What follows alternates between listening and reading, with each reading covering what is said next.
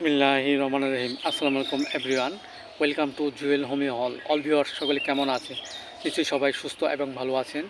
আজ আপনাদের মাঝে একটি নতুন টপিকস নিয়ে আলোচনা করব। টপিকসটি হলো ঠান্ডায় কাশি বেড়ে গেলে হোমিও চিকিৎসা। দেখেন এভরিওয়ান, এটি একটি ইম্পর্টেন্ট একটি ডিজিজ। আমাদের মাঝে দেখা যাচ্ছে যে বিভিন্ন কারণে আমাদের মাঝে ঠান্ডা লাগার ফলে কাশি রোগটি দেখা দিতে পারে। এর মাঝে কিছু উল্লেখযোগ্য কারণ হলো আমরা যদি অবিরাম প্রায় দেখা যাচ্ছে যে ঠান্ডা জাতীয় খাবার খাই, কিংবা দেখা যাচ্ছে যে আমাদের মাঝে ঘন ঘন যদি আমরা পানিতে নেমে কাজ করি, এর ফলে আমাদের মাঝে ঠান্ডা রোগটি হতে পারে এবং যার ফলে ঘন ঘন কাশি আসতে পারে।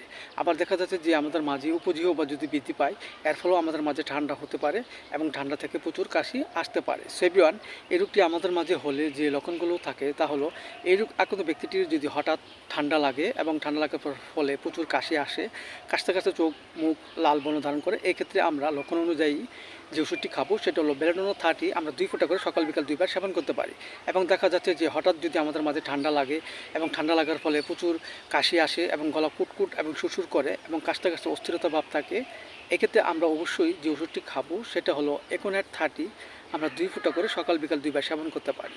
পাশাপাশি দেখা যাচ্ছে যে আমাদের হোমিওপ্যাথি যে বায়োকেমিক বড়ি ফেরামফস 6S 4টি করে বড়ি চিবিয়ে আমরা হালকা গরম কুসুম পানি সহ সকাল বিকাল 2 বার সেবন করতে পারি।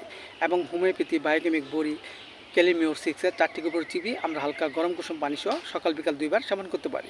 এতে করে আমাদের মাঝে যে ঠান্ডা লাগার ফলে যে কাশি রোগটি দেখা দিয়েছে তা আস্তে আস্তে ভালো হয়ে যাবে এবং আমাদের মধ্যে সুস্থতা ফিরে আসবে। এবং পাশাপাশি আমরা কিছু নিয়ম মেনে চলবো। দেখা যাচ্ছে যে ঠান্ডা যেন না লাগে সেই দিকে আমরা অবশ্যই খেয়াল রাখবো।